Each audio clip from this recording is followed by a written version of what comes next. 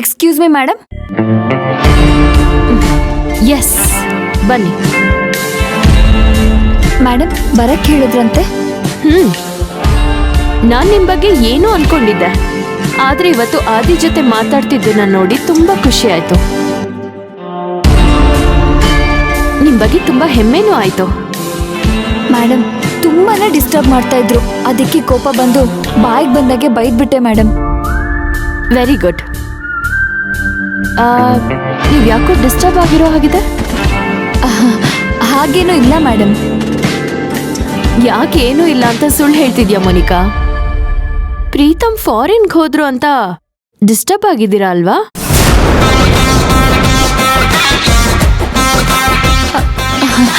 ಅವ್ರು ಫಾರಿನಿಗೆ ಹೋದ್ರೆ ನಾನು ಯಾಕೆ ಡಿಸ್ಟರ್ಬ್ ಆಗ್ಲಿ ಮೇಡಮ್? ಹೌದಲ್ವಾ, ನೀನ್ ಯಾಕೆ ಡಿಸ್ಟರ್ಬ್ ಆಗ್ತೀಯಾ?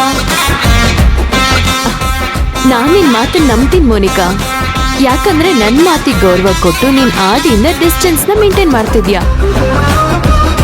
ಆದ್ರೆ ಯಾರ ಮಾತನ್ನ ಕೇಳ್ಕೊಂಡು ನೀವ್ ಇಲ್ಲಿಗೆ ಬಂದಿದ್ದೀರೋ ಅವ್ರ ಮಾತಿಗೆ ಬೆಲೆ ಕೊಟ್ಟ ಹಾಗಾಗತ್ತಾ?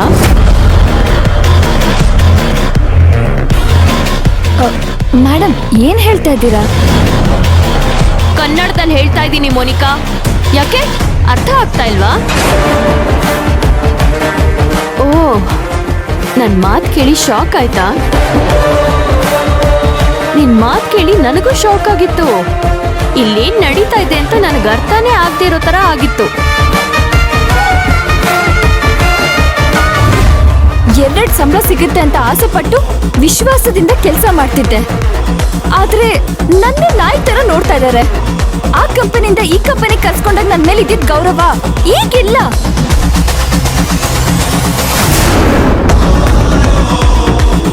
ಇಲ್ಲಿ ತನಕ ನನ್ನ ಟಾರ್ಗೆಟ್ ಆ ಆದಿ ಆಗಿದ್ದ, ಆದ್ರೆ ಈಗ ನನ್ನ ಟಾರ್ಗೆಟ್ ಪ್ರೀತಮ್. ಈ ವಿಷಯದಲ್ಲಿ ನನಗೆ ಕಾವೇರಿನೇ ಇನ್ಸ್ಪಿರೇಷನ್. ಈಗಿನ್ನು ದೊಡ್ಡ ಶಾಕೇ ಆಗಿರ್ಬೇಕಲ್ವಾ? ಇದ್ರ ಜೊತೆ ಇನ್ನೂ ಒಂದ್ ದೊಡ್ಡ ಶಾಕ್ ನಿನ್ಗೋಸ್ಕರ ಕಾಯ್ತಿದೆ.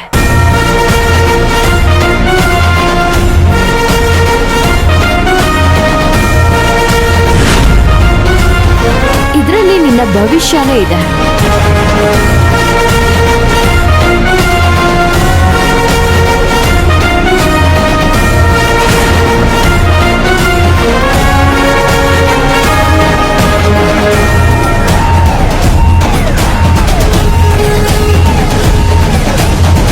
ನೀನ್ ಮಾತಾಡಿದ್ದನ್ನ ಕೇಳಿಸ್ಕೊಂಡಿದ್ರು, ಆದಿ ಜೊತೆ ಪ್ರೀತು ಜೊತೆ ಡಬಲ್ ಗೇಮ್ ಆಡ್ತಾ ಇರೋದು ಗೊತ್ತಿದ್ರು ನೀನ್ ನನ್ ಮುಂದೆ ಓವರ್ ಆಕ್ಟಿಂಗ್ ಮಾಡ್ತಿದ್ಯಾ ಅಂತ ನನ್ಗೆ ಅರ್ಥ ಆದ್ರೂ ನಾನ್ ಏನು ರಿಯಾಕ್ಟ್ ಮಾಡ್ದೆ ಯಾಕೆ ಸುಮ್ನೆ ಇದ್ದೆ ಗೊತ್ತಾ? ಈ ನಿನ್ನ ಡೀಟೇಲ್ಸ್ ನ ಕಲೆಕ್ಟ್ ಮಾಡೋದಕ್ಕೆ. ಈಗ ನಿನ್ನ ಇಲ್ಲಿ ಯಾರು ಕರ್ಸಿದಾರೋ ಅವ್ರ ಹೆಸರು ಹೇಳೋ ಅವಶ್ಯಕತೆನೂ ಇಲ್ಲ. ಹೋಗಿ ಅವ್ರಿಗೆ ಇಲ್ಲಾಗಿದ್ದನ್ನ ಹೇಳು ಅಷ್ಟೇ ಸಾಕು. ಮಿಕ್ಕಿದವ್ರಿಗೆ ಅರ್ಥ ಆಗುತ್ತೆ. You are dismissed now. Get lost.